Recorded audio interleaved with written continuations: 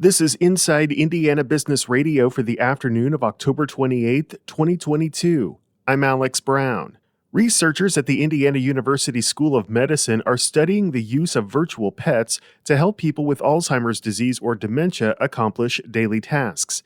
Professor Malaz Bustani says the goal is not only to help patients, but their caregivers. What we are testing right now is, does this care coach help in the caregiver stress? And by doing so, does that lead to optimal quality of life? And if the quality of life of a person living with dementia is optimal, then usually everything follows through. The animated dogs and cats, developed by San Francisco-based Care Coach, work on tablets and interact with patients, and the technology is being tested on Hoosiers.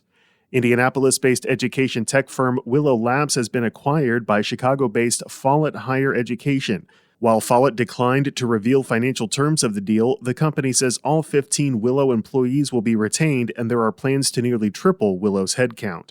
Earlham College has launched an $85 million campaign while celebrating the delayed inauguration of President Ann Houtman.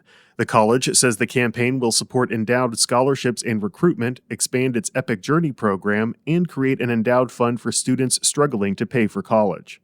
From the number one source for Indiana business news, this is Inside Indiana Business Radio. In today's environment, the economy is top of mind for all Hoosiers. Join us November 14th for IBJ's 2023 Economic Forecast. Fifth Third Bank's chief investment strategist will share numbers-driven economic predictions for the year ahead. From the biggest risks to the economy to what will dictate the length and strength of the economic cycle, we'll be digging into questions to help position your business for success in 2023. RSVP by November 8th at ibj.com/events. Whether it's a new hire or a noteworthy promotion, IIB's Big Wigs and New Gigs serves as a platform to promote your team. Our revamped offering includes being featured on both the newly redesigned newsletter and at InsideIndianaBusiness.com. Subscribers to the Business News subscription save $10 off every listing. Plus, you can save $100 by bundling your submission to IIB with the Indianapolis Business Journal or the Indiana Lawyer.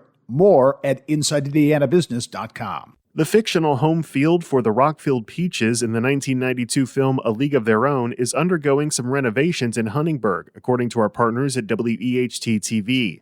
League Stadium was built in 1894, and crews are in the process of improving the infrastructure, such as changing out and replacing worn-out seats in the lower level. They're getting more rough, and the lumber was getting pretty rough, and we just finally made up our minds that if we didn't get with fixing it up, one of these days we weren't going to have the stadium. Huntingburg Parks Superintendent Dale Payne says the seats that most recently filled the lower level of League Stadium were once the upper level seating at Atlanta Fulton County Stadium, former home of the Atlanta Braves, which hosted the 1996 World Series. He says the Parks Department may put the seats up for sale, but the idea must be approved by the Parks Board. Elkhart-based Patrick Industries is reporting third quarter net income of $59 million compared to $57 million during the same period last year. CEO Andy Nemeth says the results reflect the resilience of the business and its market diversification efforts.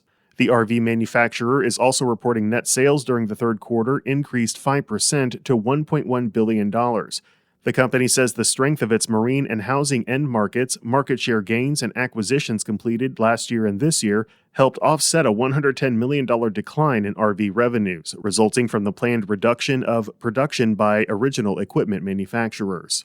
The Indianapolis Public Schools Board last night considered a tax increase to fund its Rebuilding Stronger plan, which would close or merge several schools and reconfigure the grades served by more than 36 others.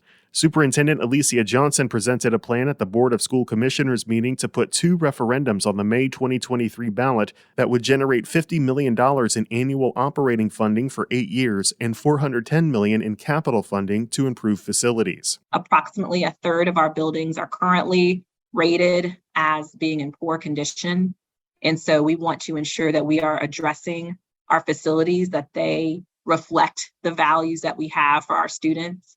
If you drive 30 minutes in any direction from the center of our district, you can see pretty stark differences in the kinds of physical environments that students have access to. Johnson said if the referendums pass, the median homeowner in the IPS district would see a property tax increase of $6 per month. The IPS board is expected to vote on the Rebuilding Stronger plan next month.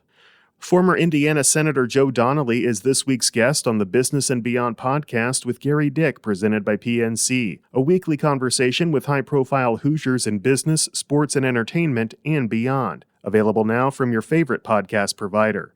I'm Alex Brown for Inside Indiana Business Radio On Demand.